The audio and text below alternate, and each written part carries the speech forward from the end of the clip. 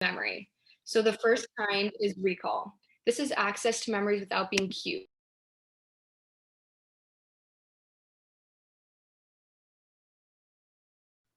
What the? I think Sienna just got kicked from the meeting. Hold on. Yeah, she got kicked out. Okay. Have a momentary break. Hold on. I'm gonna send her the meeting link really quickly so she can join again. Wait, so it's like a retrieval memory?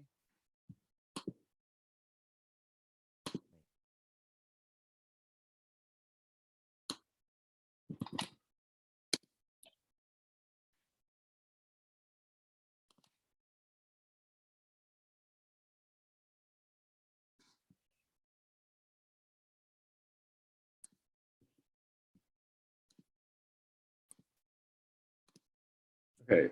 Sienna, are you back? Yeah, I am. Thank you. No worries. Hello? Hello? Yeah. Apparently, I got kicked out of the meeting because my internet kind of cut it off. What were you guys like doing at the, We were just talking about memory, and the slideshow will be sent out to you. So if you missed anything, don't worry. okay, wait, which section are you guys like in? We're on 4.2 right now, how we remember. Okay. Okay, so I'm gonna go back to where I think I stopped. So I was talking about recollection. This is how you reconstruct memories using parts of a memory and being able to fill it in based on what you remember. And then the other kind of memory is called recognition. This is being able to identify information after experiencing it again.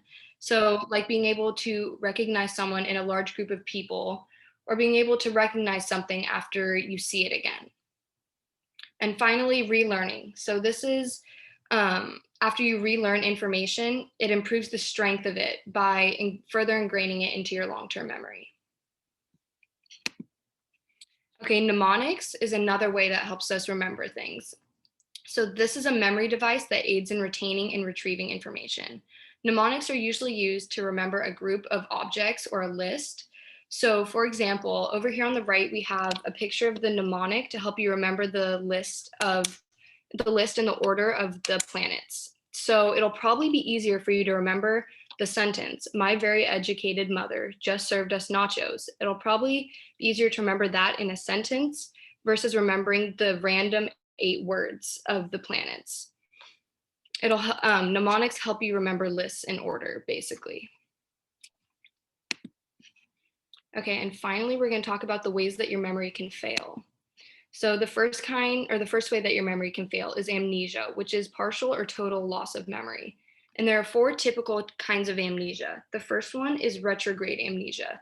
This is the most common form of amnesia, which is when you lose your existing memories. So all of your memories from your childhood start to deteriorate. You start from your childhood and you keep losing those memories up until you get older. And then the second kind is anterograde amnesia, which is where you can't form new memories. So you'll be able to remember what you were doing when you were 10, but you won't be able to remember what happened the day before. You can't form any new memories or anything like that. The third kind is transient global amnesia. This is a condition where for hours you'll experience seizure-like activity and confusion that comes and goes, and you won't be able to remember anything that happened during that time. The final kind of amnesia is infantile amnesia, which happens to most people where you can't remember the first 3 to 5 years of your life. So there are a couple causes of amnesia. The first one is dementia. This is where your brain starts to deteriorate and you start to lose your memory. Another kind is anoxia, which is where not enough oxygen gets to your brain, causing brain damage, which could also make you not be able to form new memories or remember anything. Brain damage and head injuries. It could prevent new memories from being formed, and brain damage could also make you lose your memories. And finally, trauma. This is when you experience a traumatic event that causes your brain to be overwhelmed and unable to form new memories or process old ones. Amnesia from trauma is typically temporary and only happens after an accident or an event that caused trauma. Some symptoms of amnesia is memory loss, the inability to form new memories, and trouble recalling basic information. And another way that our memory fails is through false memories. So these are memories that seem real, but are actually partially fabricated by your brain. So these are typically when your brain knows what's supposed to happen, so it kind of just fills in the blank. So an example is if you know you're supposed to unload the dishwasher like you do every single day, then you automatically think that you have done it, even though you might not have, because your brain expects that to happen. Another way that false memories work is through leading questions. So if someone asks you a question, did you see a car yesterday? Then you could probably say, yeah, but you wouldn't be able to recall the color of the car. Versus if someone said, did you see a red car yesterday? You would now know that the car is red, even though you didn't really know if the car was red. You were just going off what the question said. And then finally, replaying stories. So this is when you say a story or a memory over and over enough that eventually it becomes a story instead of a memory. And you trust what the story that you've created says instead of what your actual memory was. Okay, and that's it.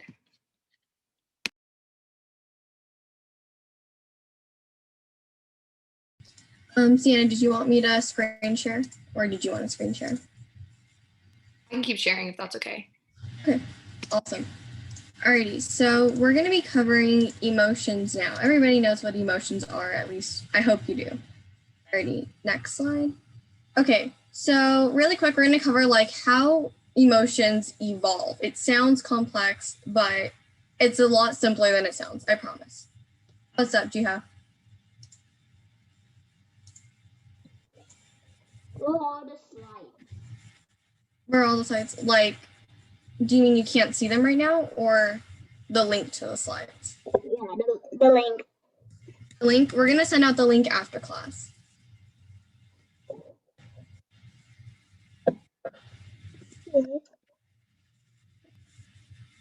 Alrighty.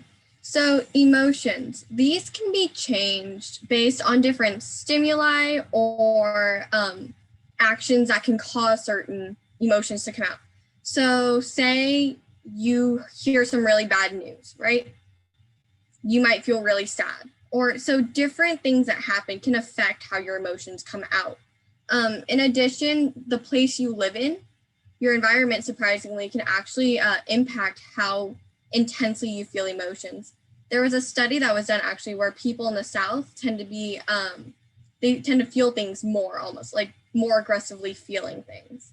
It is really interesting, but that's based on their culture. And so emotions have evolved from back when we were cavemen, very primitive and everything, but they don't always make sense, right? There's of course like fear, right? Fear is a source of like self-preservation.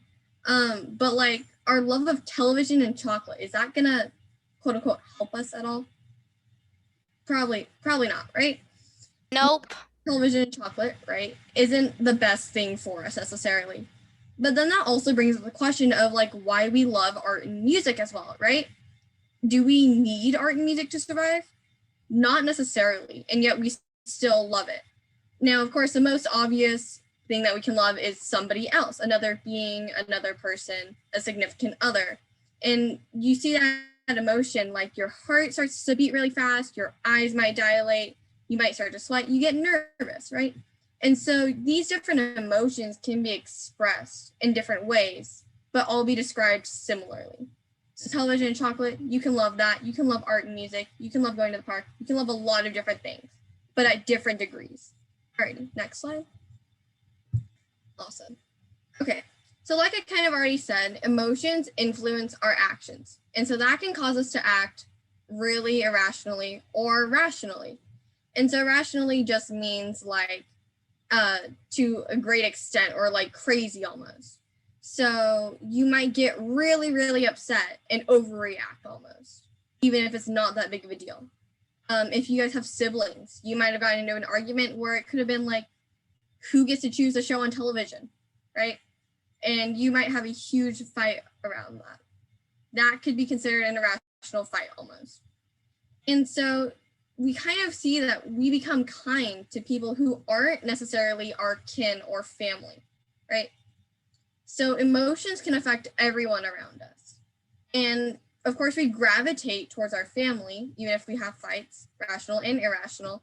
And so when we gravitate toward these people, we often begin to choose these friends, these relationships of mutual benefit over strangers. And so, I mean, just a quick poll really quick. You can raise your hand. How many of you guys would rather hang out with like a close friend or your family over someone you don't even know? Me. Okay, right? I'm starting to see some hands raised. Of course, right? You want to hang out with someone you know and you're comfortable with and like rather than someone you have no relationship with. And so friendship can actually be described in a mutual benefit relationship where you guys are both nice to each other. You guys are benefiting one another. And so it's a good relationship to be in. And so that comes with the idea of reciprocation, right? Often the feelings that we get directed towards us will give back to that same person. So some of you guys, have you guys heard the rule of like treat others how you want to be treated? Hope so. Yeah, that's that same idea here. So if someone treats us like they're really angry and they're really upset with us, doesn't matter if we know why, we might be really short and like snap at them because they're having that same reaction to us. Same with like our friends. If they're nice to us, we're going to be nice to them. That same idea. All right, next slide. Awesome. Okay. So that might have been a little bit much, but we're going to break it down. Don't worry. So here we have facial expressions. Do you guys know what facial expressions are? I hope so. Right? You guys all know what facial expressions are? All right. And so our face is probably one of our most important features regarding emotion and psychology, of course. And so our faces identify one person from another. It shows how old we are, what we're feeling. It shows who we are, right? If everybody just had a blank face, we wouldn't know who each other were, right? That would be no fun. And so because of that, we have different ways of expressing our emotions, right? Down there in the picture, we have happiness, you have confusion, sadness, surprise, anger, and excitement. Of course, there's countless others, but you can easily make them. So like sad faces, you're gonna have like maybe your eyes are relaxed more, your cheeks are turning down, getting very tense almost. Angry, your eyebrows come together, your jaw clenches almost, right? There's different ways of expressing how we feel just by our face. Next slide. Probably the most familiar expression, or at least I hope it's the most familiar expression for you guys, is smiling, right? Okay, one quick fact right there. We don't always smile when we're happy. You could be happy and not smile because when we smile, it's showing a social sign, right? It's a sign to show others that we're happy. So if you're just in your room alone and you're happy, you might not be smiling, but you could still be happy. Yeah. All right. Interestingly enough, there are 3 different kinds of smiling. There is the Duchenne smile or the happiness smile. This one's a very genuine smile. It's the real smile.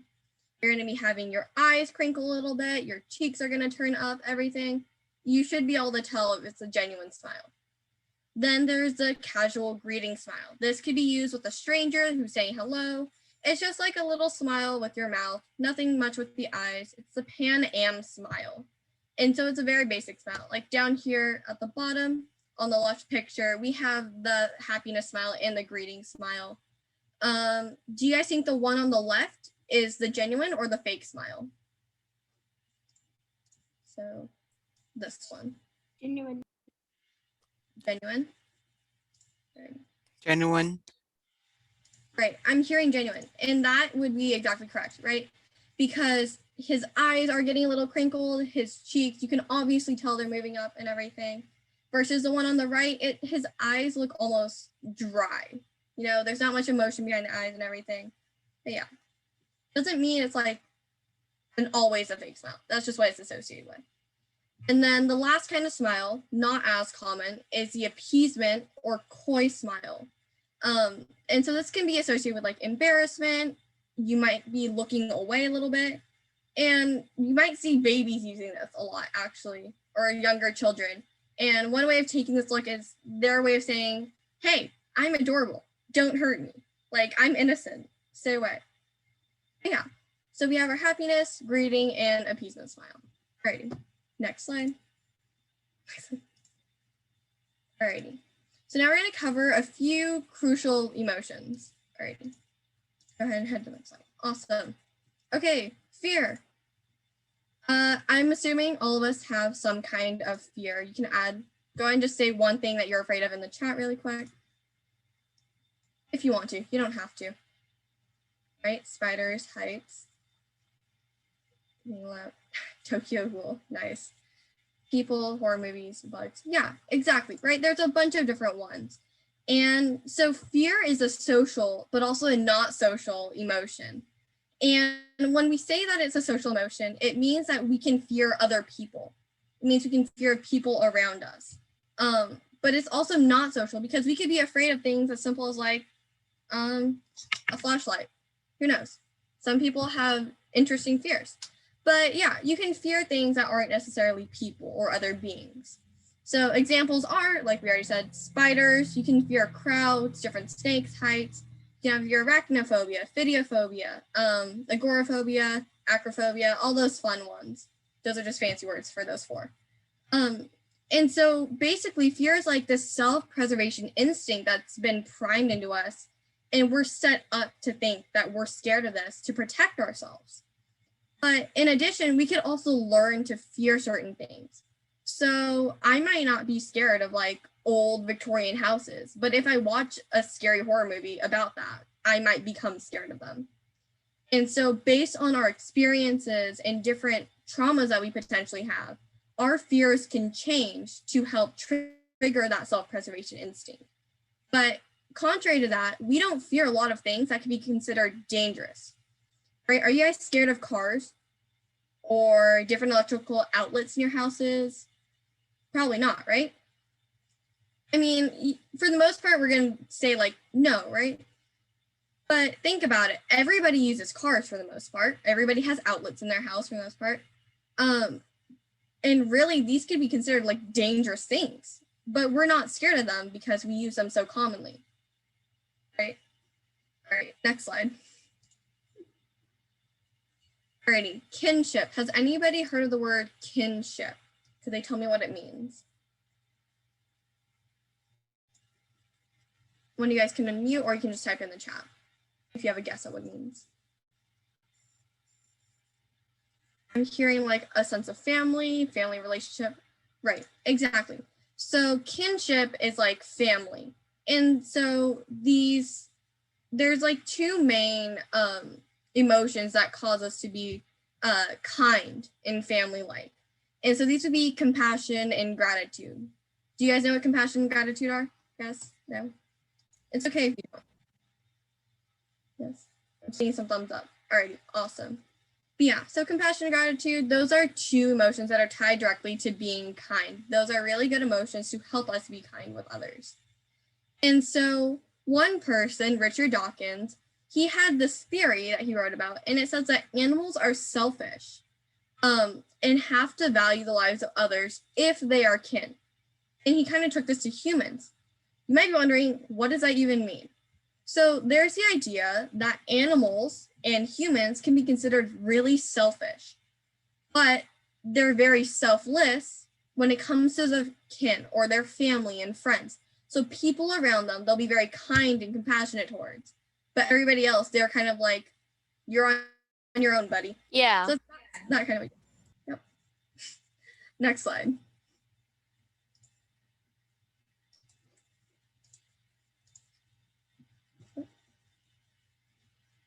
Okay, awesome. All right, and then the last really important emotion, or at least area regarding emotion, would be attachment, right? How many of you guys have siblings? You guys can just raise your hand. I have siblings, right? Yeah, a lot of us have siblings. And so do you have a lot of siblings, or is it mainly just like one or two siblings? What is it normally?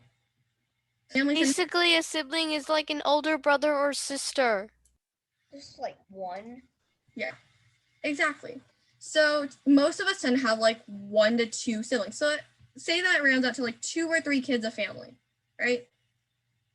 So with humans, it's our offspring or children are quality over quantity.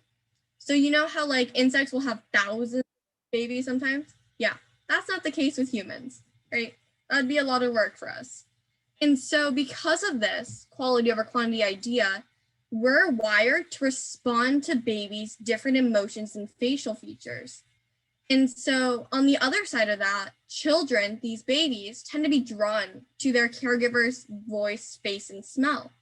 So do you notice how babies tend to go to their mother over their father sometimes, right? Yeah, if it's mother, it's a very calming presence and smell. Of course, it's case by case, but generally you'll find it be the baby will go to the mother over the father. And so like this sense of self-preservation still and this attachment, you're going to be drawn to the person who can protect you and the person you have to protect. And so we have this idea of like cute. If you, okay, give me an example of something that's cute. You guys can just add stuff in the chat. What's cute? Puppy. Someone said me. Kitten, right?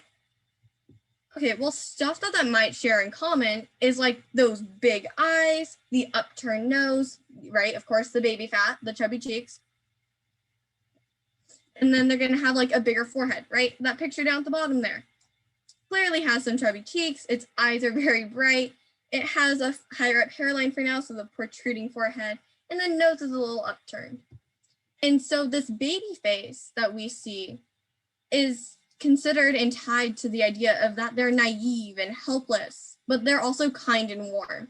So they have that face to help draw us in our brain that's wired to protect these helpless, quote unquote, helpless beings, right?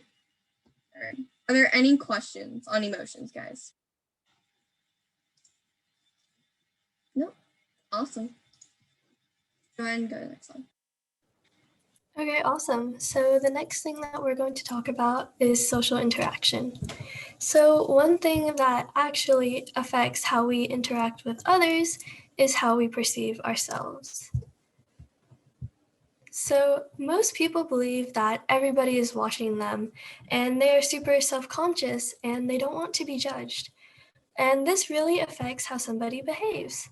So for example, if you are having a bad hair day and you go to school, you might be thinking, oh, everybody is judging me, everybody is looking at my hair, everybody is watching me, and maybe they don't like me anymore because my hair is bad.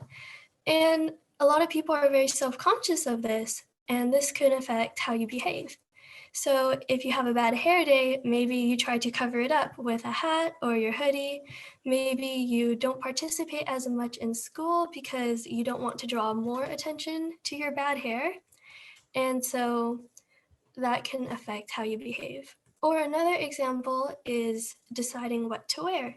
So if you like a favorite show and you have a t-shirt that shows off that show, you might want to wear that t-shirt.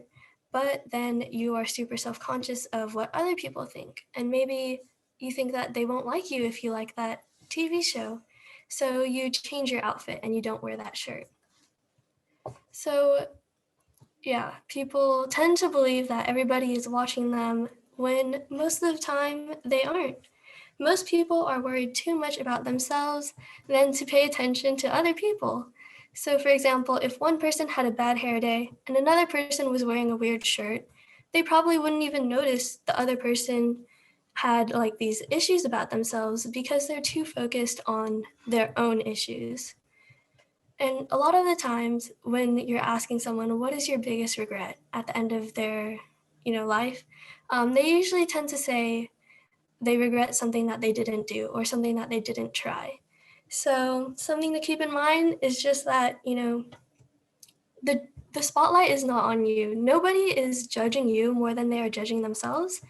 And yeah, try not to let that affect how you behave. Okay, next slide. So there's something called cognitive dissonance. So cognitive dissonance is an inconsistency between your thoughts, actions, and beliefs. So for example, on the diagram, we have two things in red. actions and beliefs. So for example, if you believe that lying is bad, that's your belief. And then an action could be, well, you lied to your parents about stealing your sibling's candy or something like that. And so there's now an inconsistency between your action and belief. So you think lying is bad, but you lied. And so now the dissonance rises and there's like tension. Maybe you feel bad because you know that lying is bad, but you lied anyways. So there are a few things that you can do to lower your dissonance. So you can change your belief. So maybe you change your thinking from lying is bad to lying is not so bad. Or you can change your action. So in the future, maybe you don't lie anymore because you know lying is bad. Or you can change how you view your action. So you can think, oh, well, lying is okay this one time, or I only did it once, so it's okay. And all of those different things lower your dissonance. So this is how your mind sort of excuses, your actions, and you make yourself feel better about yourself. Yeah. Okay, so next slide. So now that we've talked about ourselves, we're going to talk about why we like other people. I think you kind of I think you kind of skipped a slide. Maybe that slide should come before like 6.2. No, that's okay. So now we're going to talk about what attracts us to others. There are 4 main things that attract us to others: familiarity, similarity, physical attractiveness, and first impressions. So with familiarity, you can be familiar with locations, people, and activities. So for locations, maybe you grew up all your life in Sacramento. You're going to be super familiar with this area. You're going to know where the parks are, where the stores are, where you like to hang out. But then if you all of a sudden move to New York, you're going to be very uncomfortable because you don't know where anything is and you're not very used to it. So you're probably going to like Sacramento more just because you're more comfortable with it and more familiar. The same thing goes with activities. So if you do soccer your whole life, you're probably going to like that more than if you try football for 1 week because you're not as familiar or comfortable with playing football. So your brain automatically thinks, oh, well, I like soccer more. And the same thing goes with people. So if you have neighbors, maybe you are very comfortable with them because you see them all the time and you're familiar with them. Or your classmates. Back when we were in person in school, you would see your classmates every day, and so you'd be very familiar with them, and it increases the chance of you liking them more. Something else that attracts us to others are similarities. So sometimes people say differences attract, but that is not necessarily the case. Most people like other people who have similar interests, views, and hobbies to them. Because if you have similar hobbies, then you have more chances to hang out because you tend to choose the same clubs or the same sports. And if you have similar interests, then you can do more things that you both like together. So it automatically makes you like them more. Something else interesting about similarity is since they're similar to you, if you like them, you tend to like yourself more because you see yourself in them. So that is something interesting. The third point is physical attractiveness. So if you see something and you think, oh, I think that's beautiful, for example, a painting, then you're probably not going to notice its flaws. So like if there were a beautiful painting and a tiny scratch in the corner, you're not going to notice the tiny scratch in the corner because you're too focused on the beautiful painting. And the same thing goes with people. If you view someone as beautiful, you're more likely to excuse their flaws and like them more. And then the last thing are first impressions. So first impressions, your impression of someone can change, but first impressions do have a big impact. So if you view someone as cold or mean for the first time, every time you meet up with them later, you're going to see them as cold or mean because you're going to be solely focused on those specific parts where they're mean and ignore the parts where they're nice. Versus the opposite, if you think someone is really nice and warm and friendly, you're going to see all their future actions as nice and warm and friendly. and not see the cold stuff. So first impressions do make a big impact on why we like others. Okay, next slide. So now we're going to talk about something called the Pygmalion effect. And so this is the effect where our beliefs about others actually affect their actions. So like if we have an expectation about somebody, it will influence how they actually perform. For example, if you treat somebody like they will fail a test, so if you tell them, oh, you're not going to do great on this test, or you shouldn't even bother trying because you're so bad at this test, then they will perform worse because they're more likely to not care about studying, since other people already believe that they will fail anyways, and it lowers their self-esteem. Another example is if you treat someone like they will ace the test, then you are usually more encouraging and you're like, oh, you can do this. You're so smart. Then they'll be more likely to perform well because they will try harder, study more in order to fulfill other people's expectations. Okay, next slide. So this is just a diagram of the Pygmalion effect. So it starts with our beliefs about others at the top, and that's just like, oh, I believe that you will do well on a test. And this influences our actions. So maybe now we tell them, oh, I think you're going to do well on the test. So that impacts other people's beliefs about themselves. So if we tell them we think they'll do well, maybe they will think, oh, I can actually do well on this test. And this will So affect the cause. So is the cause like other actions towards us? others' actions towards us. Yes, that causes your beliefs about yourself. Like, it impacts your beliefs. I think that's what you were saying. Yeah. So cause typically should just means others' actions toward us. Yeah, sure. So Okay. yeah, others' actions towards us affect what we believe about ourselves, and then that affects our actions, which Okay. yeah, so back to the diagram, right? So Okay. others' beliefs about themselves will affect their actions, which will affect our beliefs, which will affect our actions. So it will just go in a circle, and our beliefs will keep affecting other people, and their beliefs will keep affecting us. So that's just the Pygmalion effect. And so now we're going to go to the next slide and learn about groups and stereotypes. So the world naturally falls into groups.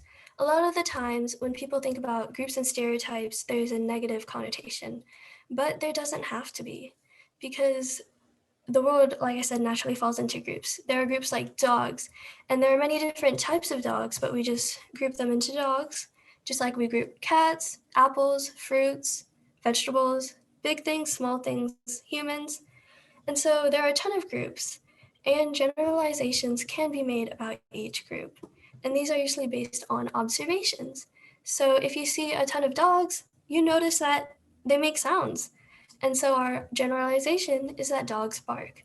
And if you see a ton of apples, you can usually eat them. So your generalization would be that apples are edible.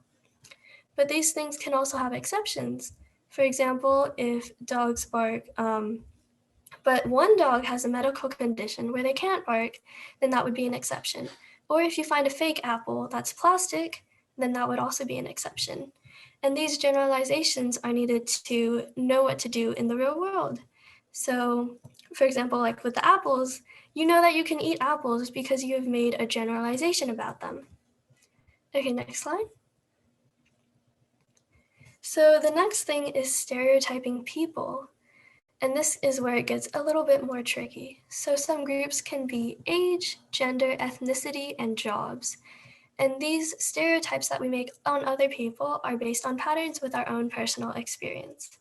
So there are some unproblematic stereotypes, like the stereotype that the younger you are, the less smart you are because you haven't been through more school. So maybe you would assume that babies aren't good at math. And this is unproblematic because you know that babies, usually don't talk and they usually haven't been to school, so they haven't learned math. So you would come up with the conclusion that I shouldn't ask a baby for help with my math homework. Another unproblematic stereotype is that doctors have usually been through schooling and are intelligent. So they have usually went to college and went through a ton of different classes in order to become a doctor, so you can assume that they are pretty smart. Some problematic stereotypes is that popular blonde girls are mean. So these stereotypes come from movies and TV shows like Mean Girls or High School Musical. You tend to see that there are mean popular blonde girls. And this is definitely not true because being popular doesn't affect how kind you are, and your hair color doesn't affect how kind you are. So these not true stereotypes are spreading hate to others. Some other problematic stereotypes is that females are more emotional than men. This is definitely not true. Men can be emotional, females can be emotional, anyone can be emotional. So yeah, these are some problematic stereotypes. Next slide. Okay, so now we are going to go into breakout rooms and do a little activity. So we're just going to be coming up with benefits and negatives to different stereotype prompts. And yeah, so can somebody please open the breakout rooms? Done.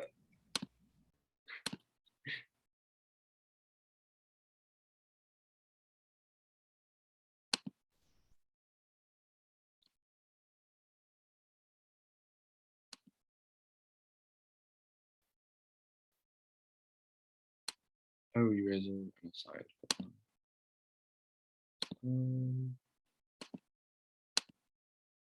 There we go. Okay, now you guys should all be able to join.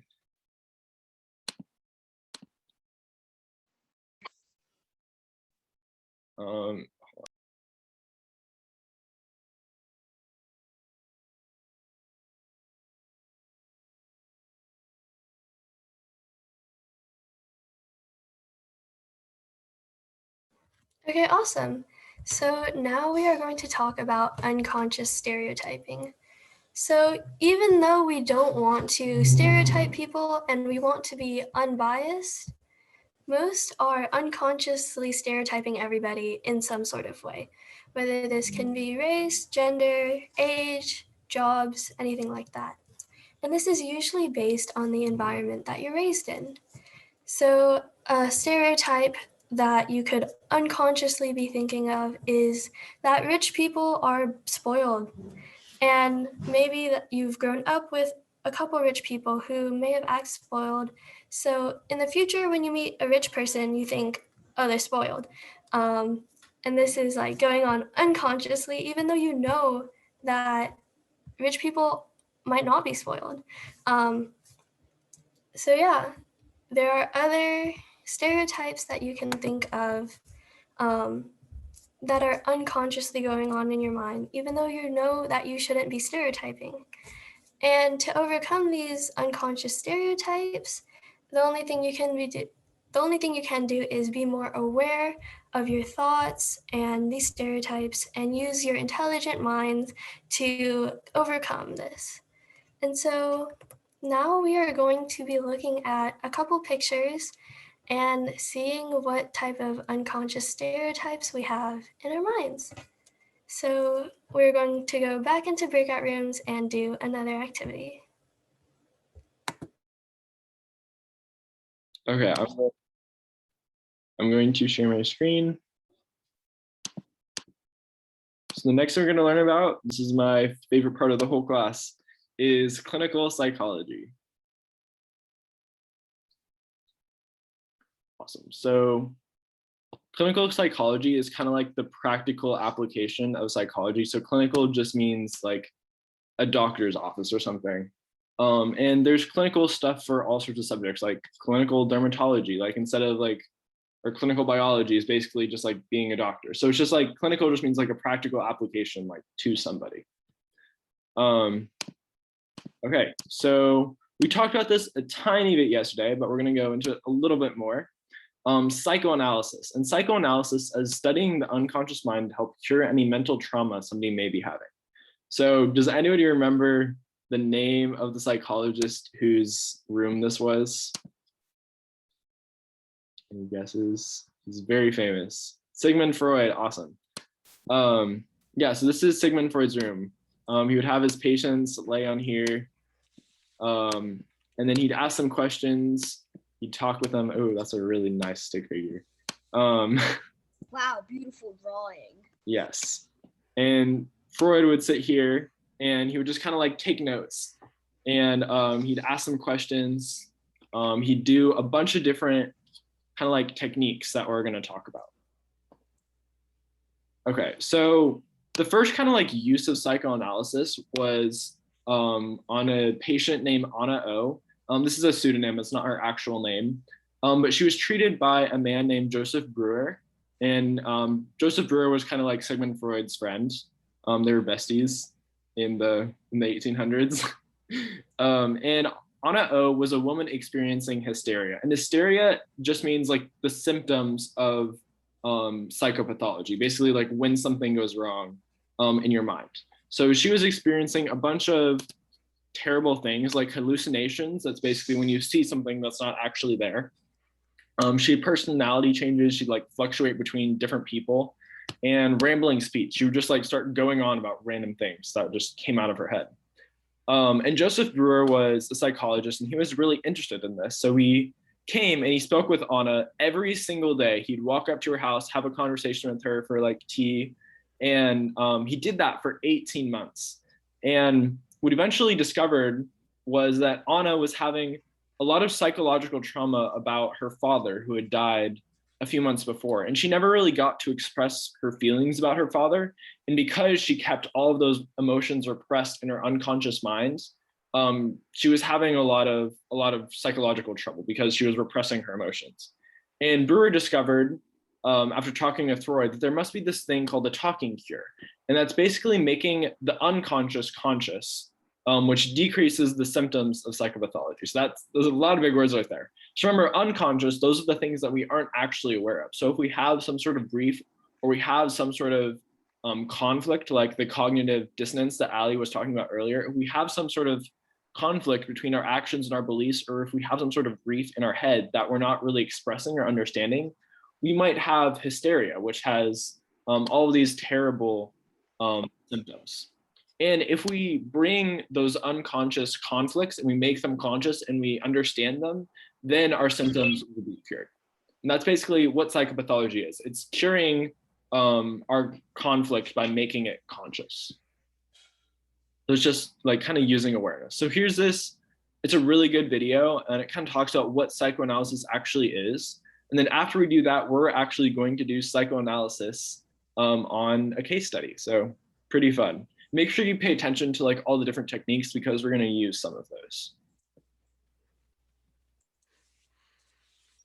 Have you believe. Now, this video is not about Sigmund Freud, but we will be talking about his most important creation, psychoanalysis. Developed by Freud back in 1896, psychoanalysis is, plainly put, a form of therapy that he popularized as a treatment for mental health disorders. But more than that, many psychologists would agree that psychoanalysis marks the beginning of psychotherapy. And while it may be incredibly scientifically flawed and unpopular today, it's kind of a big deal. So, let me give you the skinny on what it is exactly. In order to understand what psychoanalysis is, you first have to understand what it believes. Psychoanalysis theorizes that human personality can be divided into two parts, the conscious and unconscious minds. On a daily basis, these two parts, the conscious and unconscious, are constantly in conflict. In the end, mature human behavior is the compromise between these two belligerent roommates. To make things a little more complicated, psychoanalysis proposes that the human psyche, the mind that is comprised of three parts: the id, ego, and superego. The id is sort of like a mini Jabba the Hutt. It includes all of your immediate desires, like your desire for eating, sex, aggression, and shiny things. It's instinctual and impulsive and, well, kinda ugly. It has no morality, it just knows what it wants. The superego, on the other hand, is sort of like your internal Captain America. Essentially, it tells you what's right and wrong based on what you've learned to be socially acceptable. It always follows the rules. And the ego is essentially Judge Judy. It hears both sides, makes sense of all the information, and gives a final decision about how you should behave. Could you imagine like Judge Judy, Jabba the Hutt, and Captain America all in the same room, just like duking it out? Psychoanalysis theory says that the conflict between the desire to ravage and social order results in the development of defense mechanisms to keep the id from rearing its ugly head. And those defense mechanisms keep us safe from the guilt and anxiety we would feel if we ever gave in to our innermost desires. This is the theory that psychoanalysis gives for mental illness. When the unconscious conflicts become too intense and the defense mechanisms are too restrictive, the individual begins to show mental health symptoms. Okay, so now that you know what psychoanalysis believes, let's look at how it's done. The goal of psychoanalysis is to make you conscious of your unconscious defense mechanisms. In an individual with mental illness, the symptoms are both a defense mechanism against and a partial release of our unacceptable impulses. Psychoanalysis attempts to help the person identify and accept their defenses and create more forgiving defenses that allow mature expression of those desires. The session itself sort of looks like your stereotype of therapy. You lay on the couch and do most of the talking. The analyst, on the other hand, is very detached. They sit at the head of the couch, out of eyesight. They don't disclose anything about their personal lives, and they never socialize with clients. But you should still be able to trust them. Okay, so you're laying on the couch and you're ready to make your unconscious conscious. What now? When you think about psychoanalysis, you may associate it with dream analysis. For example, dreaming about spiders means that you feel like you're being excluded from a group, or dreaming about lava means that you might have a deep anger. Or maybe you associate it with Freudian slips. It's quantity, not quality. What? She meant quality, not quantity. I know, I was only joking. Were you joking when you said? In regard to sex? Not quality! And indeed, these are thought to be little revelations of the unconscious. But the most important aspect of psychoanalysis is to have the client engage in free association. This is where the client says whatever is on their mind, no matter how trivial, incoherent, or repulsive it might be. Sounds simple enough, right? Well, not exactly. It turns out it's incredibly difficult because our learned defenses are so deeply ingrained. To overcome this, psychoanalysis has a whole slew of techniques. Let's try some. First, tell me what you see. Very interesting. Now I'm going to say a few words. After each word, say out loud the first thing that comes to your mind. The faster, the better. Ready? Dog. Toy. Mother. Work. Coat. Heart. Good work. Was that easy or hard? How long did you have to think before saying a word? Were any of the words surprising that you said? These are the sorts of questions the analyst would look at. It's supposed to give insight into your unconscious. Rorschach inkblots and word association might be a lot of fun to do, but they can also help the client with free association. And when the client is able to do that, then they become more willing to recall dreams and childhood memories, even if they're perceived as threatening. At least that's what the theory says. As the client talks, the analyst pays attention to the content of the free association, while also examining their speech for subtle, unconscious clues. In particular, transference. Here's a situation where the client was just talking about his relationship with his mother. And tell me, how did your mother treat your other brothers? Fine, I guess. I'm sorry. Why are we talking about my brothers? This is supposed to be about me. Like, they're not here paying for this session, so I'd rather just talk about all the stuff that I was just talking about. You seem to be feeling angry toward me. Well, yeah, I mean, you're bringing up unimportant stuff and treating me like crap. Like, how do you want me to respond? In this situation, the client is engaging in transference. Transference is when you transfer feelings you have for one person or thing to a different person. You have undoubtedly had experiences of transference. Your boss was really demanding at work, which made you angry, and you accidentally get angry at your coworker, even though they didn't do anything wrong. In this interaction, the client feels resistant talking about his brothers. He feels anger towards them and becomes angry at the therapist instead. At this point, the analyst would explore the relationship more and help the patient gain insight into these unconscious thoughts. By identifying transference in session, the patient would be able to identify the immature defense mechanism, identify the underlying impulse, and replace it with a more controlled expression of his aggression. All right, so now we know what psychoanalysis believes and how it's done. But does it work? Well, Freud wasn't much of a supporter of empirical data, but it's still a surprise that to this date, there are no controlled outcome studies on classical psychoanalysis. Case studies, surveys, and several studies reveal that. Okay, we're gonna talk about that last part a little bit later. So right now, you believe. Whoa. Right now we're gonna go into breakout groups. Wait, no, not yet. Never mind. So first we're gonna talk about psychoanalysis techniques. And then once we cover all these techniques, we're gonna go into breakout groups and we're gonna do a psychoanalysis case study. So remember, all of our psychoanalysis techniques, their main goal is to make our unconscious conflict conscious so that it can be resolved. So like in that video, he obviously had some tension between him and his other brothers. So that the psychoanalyst, the person who's like doing the psychoanalysis, might do some of these techniques to kind of like discover what his conflict with his brother actually is. So there are these things called Rorschach ink blots. There's a picture of one on your notes. We're going to look at another one later.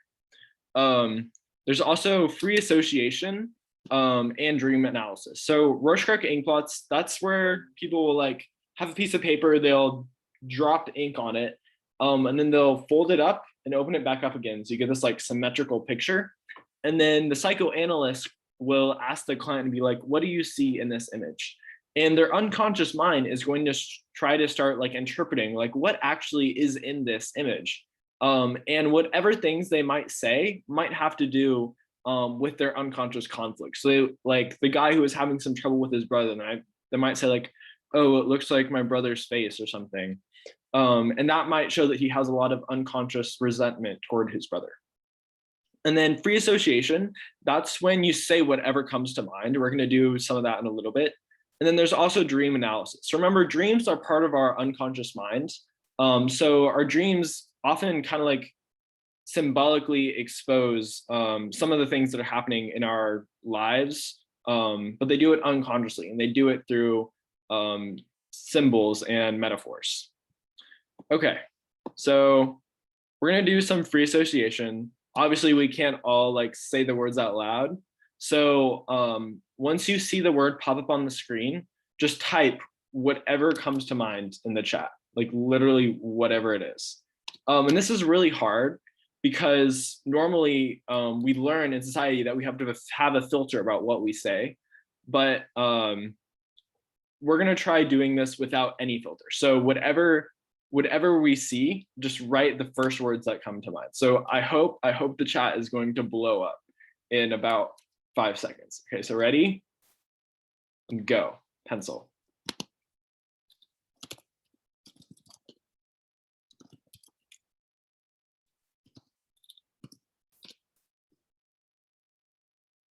Wow, okay, awesome.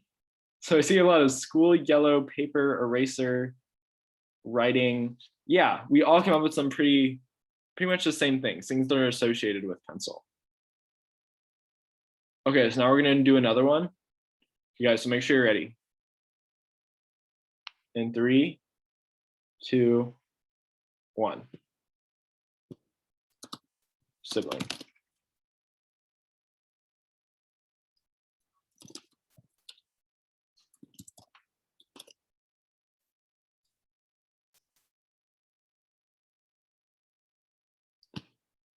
Okay, awesome. Camille said monsters, evil. Okay, so somebody who's saying those sort of words, they might have some sort of like trauma or difficulty with their siblings. If they're saying, if like when they see sibling, the first thing that comes to mind is like mean or evil, then you might have some sort of difficulties with your sibling. If you're saying things like, oh, fun, or like playful or anything like that, then you probably have a good relationship with your sibling. So by letting your unconscious mind just kind of like spew words out of your mouth or through your fingers in this case, we kind of like, the psychoanalyst kind of like gets to see your unconscious mind. Okay, for sale. Nice. Okay, so now we're gonna look at an ink blot. So once you guys see this, I want you guys to type in the chat what's an image that you see. So what do you see in this?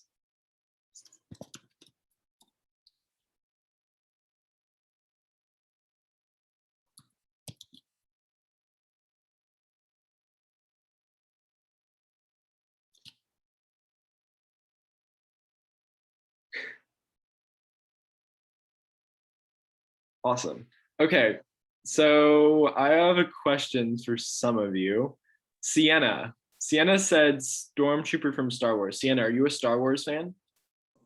Some, yeah. Yeah, okay, so somebody who likes Star Wars is gonna see something more associated with Star Wars, right? Okay. Let's see. Alina, do you like seals?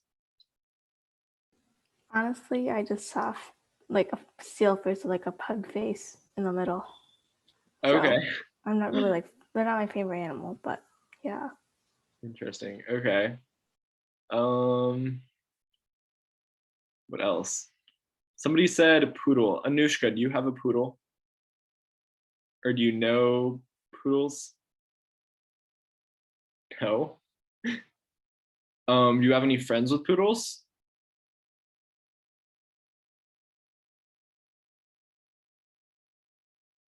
No. Interesting. Okay. Cadence, are you afraid of clowns? Because you said clown face.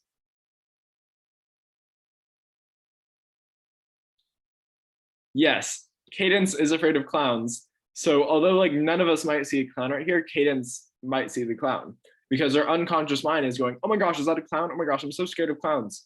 So our unconscious mind will kind of like try to interpret things that we see in these ink blots. Yeah, okay, Ryan, awesome. You can see anything in here. That's kind of the point. There's not really like anything that's like was meant to be seen. It's just how does our brain interpret? I think like at the in the middle, like at the sides are trees, and in the middle is like a street, like where cars are going. It's really just a scribble. Yeah. Like at the sides, they kind of look like trees. I don't know, but I don't have like I don't have like any fear with trees or streets. It's funny. So whatever your unconscious mind is thinking about is what you're seeing. Okay. So now we're going to talk about some of the limitations of psychoanalysis.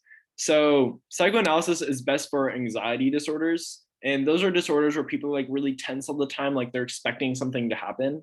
As well as like phobias, like irrational fears of certain things. Panic attacks, that's when people like become like hypersensitive and they kind of like space out. As well as obsessive compulsive disorders. Where you can't really like control your impulses and you just kind of like do things. So that would be people with like tics, like they can't stop like moving part of their arm or something like that. Psychoanalysis might be able to treat that. However, most other disorders like schizophrenia or something, what else? Alzheimer's, like there's nothing psychoanalysis can really do to treat that. The other thing about psychoanalysis, it's very time consuming and it's expensive. It usually takes 2 to 4 sessions or 2 to 5 sessions a week with a psychoanalyst. So obviously that's going to cost a lot of money. So psychoanalysis isn't really used that much anymore, but parts of psychoanalysis have been kind of like evolved in today's version of therapy. Okay, so now we're going to split into breakout groups and we're going to do the long awaited case study. Wait, so what do we do now? What do we use now? In the case study, your breakout room leaders are going to guide you through it. So okay. Very excited. And then once each breakout group has a solution, we're going to come back to the main room and we're going to talk about what we all think is happening to our patient. Okay, so see you guys in the breakout rooms.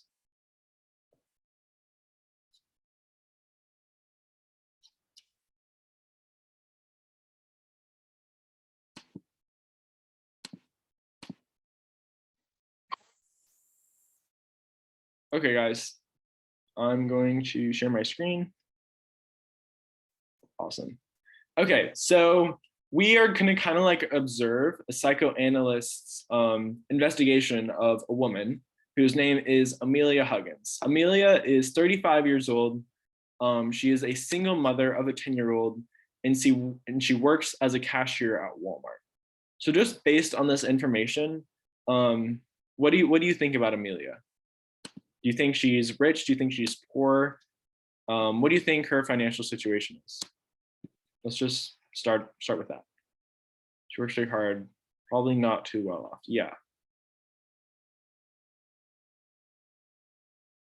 She's also single and trying to like raise one kid. So that's probably pretty stressful, right? Thank you, Nathan.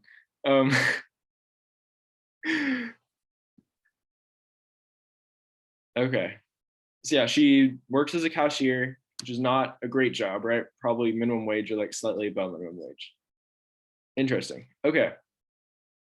So now let's talk about some of the symptoms that she's having. So I'm going to read this out loud. The woman complains of troublesome symptom, persistent insomnia. And insomnia is just like being unable to sleep at night. So persistent as it defies any kind of conventional treatment. She says, night after night, I make desperate attempts to sleep. She succeeds towards dawn. When actually exhausted, she finally falls asleep. So she's awake all night, and then when it's finally morning, she falls asleep, and then she has to go to work again the next day. So she's obviously not doing too well, sleep-wise. Okay, and here's another symptom, which is anxiety. Who wants to be the psychoanalyst, and who wants to be Amelia? Just say, first person to say what they want to be in chat gets to be them, and you guys will just read it out loud.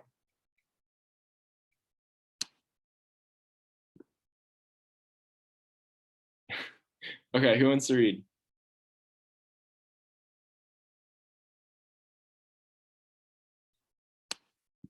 Don't make me call on you.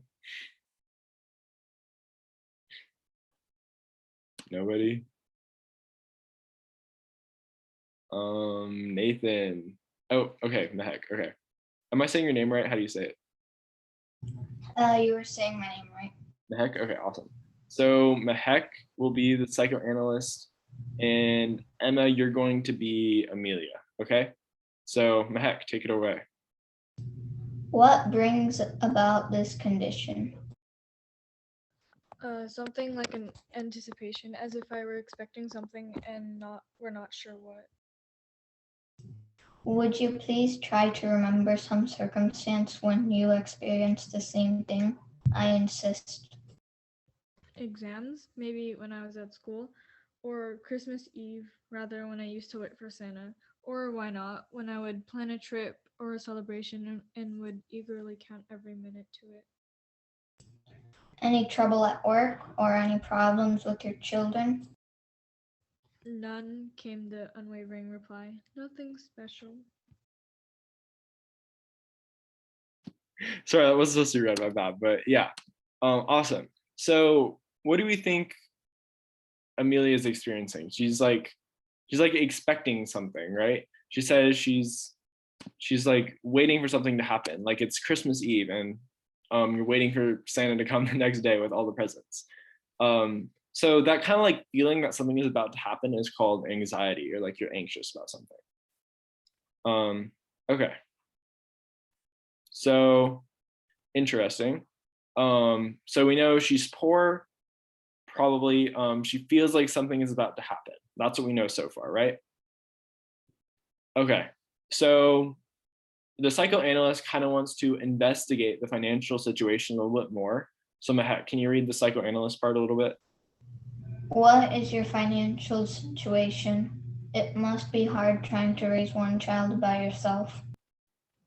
No financial difficulties. Awesome, yeah. So Amelia pauses briefly right here. When somebody pauses, that usually means that they're thinking about what they're about to say, or kind of like they're thinking about the question a lot. So that probably indicates that she might actually have financial difficulties. She just doesn't want to talk about them. She doesn't want to seem like she's poor, like she's failing to provide for her child. Okay, interesting. So yeah, this just kind of reinforces the fact that she probably has some sort of financial difficulty. She just doesn't like to talk about them. Okay, dream analysis. So one day, Amelia tells the psychoanalyst of a dream in which she raises a honey dipper above her mouth and waits for the honey to fall. However, the honey never falls, and Amelia is stuck looking upward with her mouth open. So that's pretty interesting, right? Like if this was her little honey dipper, she has a dream that she's standing there like this, waiting for the honey to fall, but it never falls. She's just stuck there like this. So again, anticipation that something is about to happen. And do we think that it's a good thing that's about to happen, or maybe a bad thing that's about to happen? So bad, okay. What about honey? Is honey good or bad? Okay. Yeah, maybe she's waiting for something good to happen because honey's usually good, right? It's sweet, it tastes yummy. So yeah, she's probably waiting for something good to happen, but it's not happening. That's what we kind of get from that dream. Okay, so last part, psychoanalyst has a lead. We know that she's poor and that she's waiting for something good to happen. So the psychoanalyst tries to investigate, like maybe she has some sort of inheritance that she's waiting for.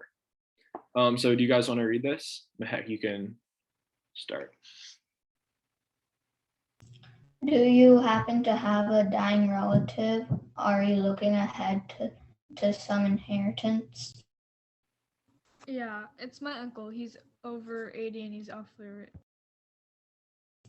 Are you his heiress? His one and only heir, but this therapy isn't about my uncle, it's about me. Awesome. So we know that Amelia has a rich uncle. We know that Amelia is poor and that she's waiting for something good to happen. So those things kind of like add up together to where we kind of like realize that maybe Amelia is like waiting for her uncle to, or what do you guys think? What do you think she's waiting for?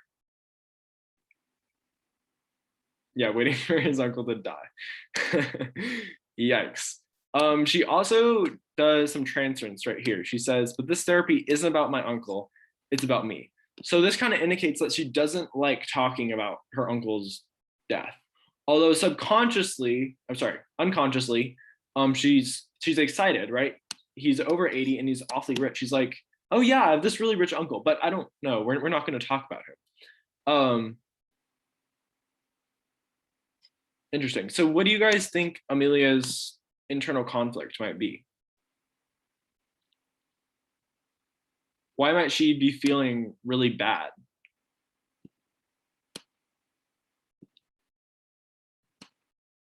Or almost like, yeah, she wants the uncle to die. That's pretty severe. So what do you think the conflict might be? You guys look back at your notes and look at cognitive dissonance. Maybe she's eagerly waiting for the money and wants her uncle to die and she knows it but feels bad about it. Yeah, nice one, Emma. Somebody tell us, what's cognitive dissonance again? That's when what two things aren't lined up?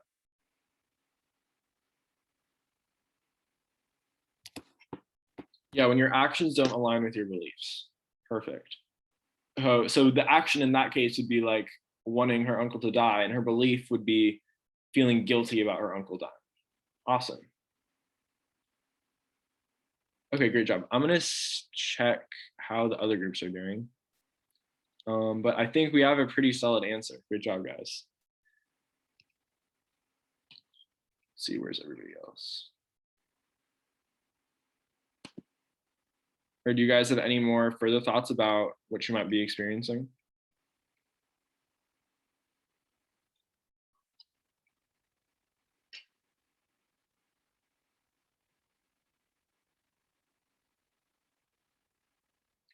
Okay.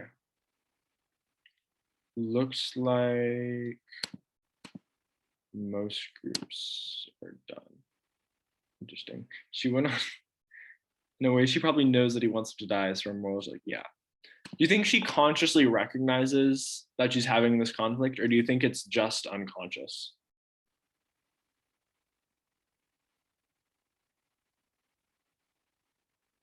Just unconscious, yeah. So if we told her, we went, Amelia, I think you're having conflict between wanting your uncle to die, and so that you would get the inheritance, and like the fact that you want like your uncle to die. Like the belief is I should let my uncle live, and the action is I want my uncle to die. There's conflict there. And if we tell her that, if we tell Amelia that there's that conflict, she'd probably like realize, oh, like that's what I'm so anxious about, and that's why I'm feeling so horrible. And then she'd probably feel better because now she understands why she's upset.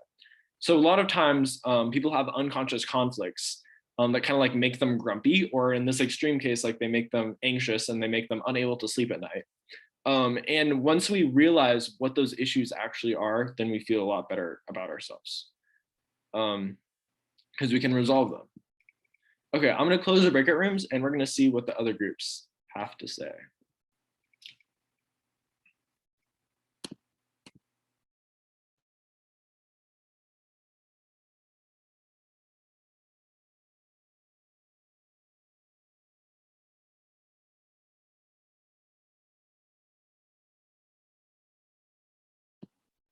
Awesome. Okay, so can somebody from Nayeli's group tell me what you guys think Amelia's psychopathology is caused by? Like, what's her mental conflict?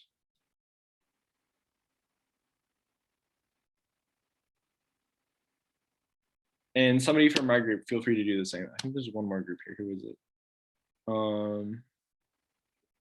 Just tell me, what did your guys' groups come up with? Yeah, somebody from Sienna's group too.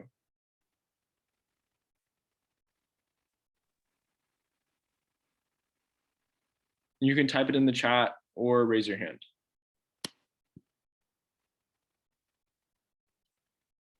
Okay, Sophia. I think that it is her financial issues. Okay, yeah, something with her financial issues. Awesome. And with her job and raising a single child by herself. Yeah, struggling with her job. Yeah, Emma, you can. She's struggling and wants her uncle's money. Yeah. So remember, she was feeling anticipation about something from the dream and from the anxiety. She was obviously feeling like really anxious about her, really anxious about receiving something. And I think my group, and I see some other people saying that, receiving her uncle's money. So let's say that, anxious about receiving her uncle's money. Okay, so in order to receive her uncle's money, her uncle would have to die, right? So can we think of any cognitive dissonance that there might be between like wanting somebody to die and somebody's own beliefs? Yeah, guilt. Awesome, Heidi. Guilt. Awesome. That's really good. I'm just feeling guilty about wanting her uncle to die. Kondakar, oh, you really lowered your hand, never mind. Yeah, she wants the uncle to die, but it goes against her beliefs. Erin, we don't actually know anything about her husband or if she even had a husband, so unfortunately we can't make any inferences about that. But yeah, that'd be another thing to follow if you were the psychoanalyst. Maybe that's playing a role too. Yeah, so cognitive dissonance. And so you tell us, what's cognitive dissonance again? It's this disagreement between what two things? Tanush. Yeah, so I wanted to talk about like, so you want me to tell you what cognitive dissonance is? Yeah. Like what is it in this situation? Yeah, or also just what it is, either one. Yeah, so basically she wants like her, it's like her she has like financial issues and she wants her uncle to die without put guilt on her. And also she has like one son, so that means like that won't be any much mouths to feed. Yeah, she's obviously under a lot of stress. She has one job and she's providing providing for both her and her son. Awesome. Okay, what's her belief? That's kind of like in contradiction with her actions. Somebody else.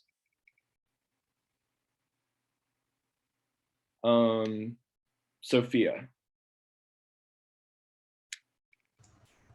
Her belief is basically if she does inherit the money, then she could have the life that she's always wanted, provide for her child and what he needs. Yeah, awesome. I like what Emma said in the chat also, like you shouldn't wish death upon people. And that's kind of like she wants to be rich, but she also doesn't want to wish death upon her uncle. So there's kind of like that conflict there. Okay, so dissonance between actions, which is wanting the uncle to die, and beliefs, which is more money, and beliefs, which is should want everybody to live. So she feels guilt. Awesome. Okay, so great job, everybody. We are almost done with the class. We just have a few quick things to cover. 3 things. So first is there is a feedback form. And once you guys fill that out, we can get some feedback about this class and we can improve our future classes. Naomi, could you send that out in the chat? That'd be awesome. Or any of the TAs. Oh yeah, thank you. Naomi just sent out those 3 links. Second thing is you can join our Discord server. We announce new classes on there. You can talk with other classmates on there. And third thing is forensics sign up. So we have a class starting tomorrow. It's 4 days long. It goes Monday through Thursday. And it's really fun. I'm looking forward to it. We're gonna do a lot of case studies like this one. I think the last 2 days are devoted to just case studies. So should be pretty fun. Highly recommend that you guys sign up. Okay, this class has been awesome. Could everybody, before you all leave, please turn your camera on if you feel comfortable, and we're gonna take a group picture.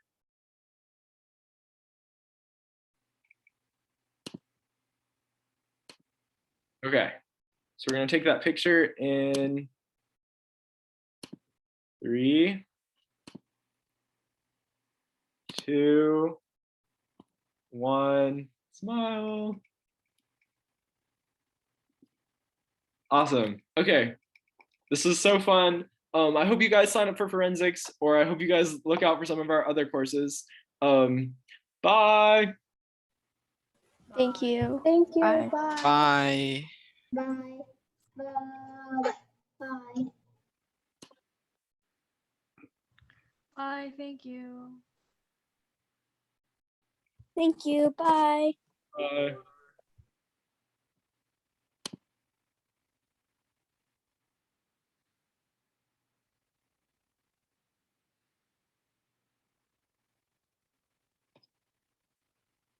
Aiden, do you have any questions? Yeah, is this our last class? For this course, yeah, but there's some other courses, like there's one starting tomorrow about forensics. You can join that if you want. All right. Okay. Bye. Bye.